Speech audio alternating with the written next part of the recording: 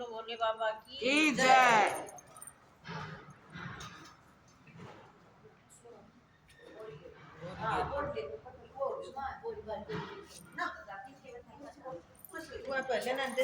सत्रहवां अध्याय। हाँ। अप्सरा कहने लगी कि हे राक्षस, वह ब्राह्मण कहने लगा कि इंद्र इस प्रकार अपनी अमरावती पुरी को गया। सो हे कल्याणी, तुम भी देवताओं से सेवा किए जाने वाले प्रयाग में माघ मास में स्नान करने से निष्पाप होकर स्वर्ग में जाओगी। सो मैंने उस ब्राह्मण के यह वचन सुनकर उसके पैरों में पड़कर प्रणाम किया और घर में आकर सब भाई बांधव नौकर चाकर धनादि त्याग कर शरीर को नष्ट होने वाली वस्तु समझकर घर से निकली और माघ में गंगा यमुना के संगम पर जाकर स्नान किया। सो हे निशाचर, 3 दिन के स्नान से मेरे सब पाप नष्ट हो गए और 27 दिन के पुण्य से मैं देवता हो गई और पार्वती जी की सखी होकर सुख से निवास करती हूँ। इसलिए मैं प्रयाग के महात्म्य को याद करके सब देवताओं सहित माघ में प्रयाग स्नान करती हूँ।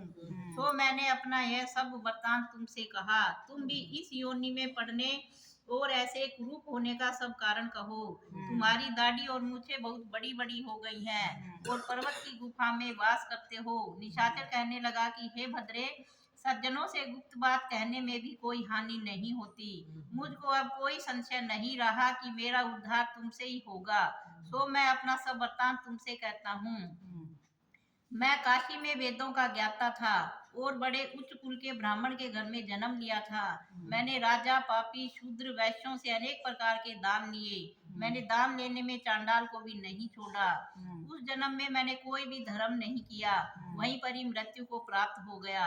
तीर्थ स्थान पर मरने के कारण नरक में नहीं गया। पहले 2 बार गिद्ध योनि में, 3 बार व्याघ्र योनि में, 2 बार सर्प योनि में, 1 बार उल्लू की योनि में और अब 10वीं बार राक्षस हुआ हूँ और सैकड़ों वर्षों से इसी योनि में हूँ। इस स्थान को 3 योजन तक मैंने जंतुहीन कर दिया है। बिना अपराध के बहुत से प्राणियों को मैंने नष्ट किया। इस कारण मेरा मन अत्यंत दुखी है। तुम्हारे दर्शन से चित्त में कुछ शांति अवश्य आई है, क्योंकि सज्जनों का संग तुरंत ही सुखदायी होता है। मैंने अपने दुख के सब कारण आपसे कहे और सज्जन लोग सदैव दूसरों के दुखों से दुखी होते हैं। अब यह बताओ कि इस दुख रूपी समुद्र को कैसे पार कर सकता हूँ। क्या क्षीर सागर हंस कोई दूध देता है, बगले को नहीं देता?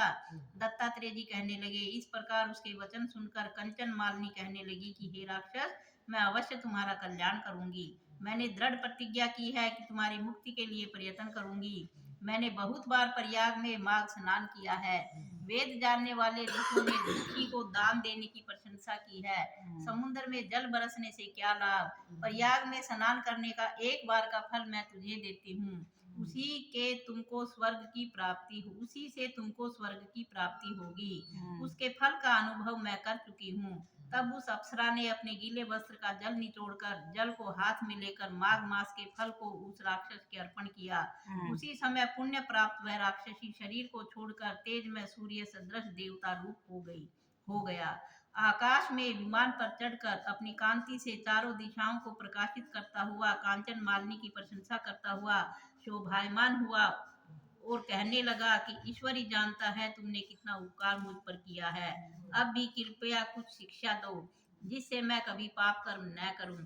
अब मैं तुम्हारी आज्ञा पाकर स्वर्ग में जाऊंगा। तब कांचन मालिनी ने कहा कि सदैव धर्म की सेवा करो, काम रूपी शत्रु को जीतो, दूसरे के गुण तथा दोषों का वर्णन मत करो, शिव और वासुदेव का पूजन करो, इस देह का मोह मत करो, पत्नी पुत्र धन आदि की ममता त्यागो, सत्य बोलो, वैराग्य भाव धारण कर योगी बनो। मैंने तुमसे यह धर्म के लक्षण कहे। अब तुम देवता रूप होकर शीघ्र ही स्वर्ग को जाओ।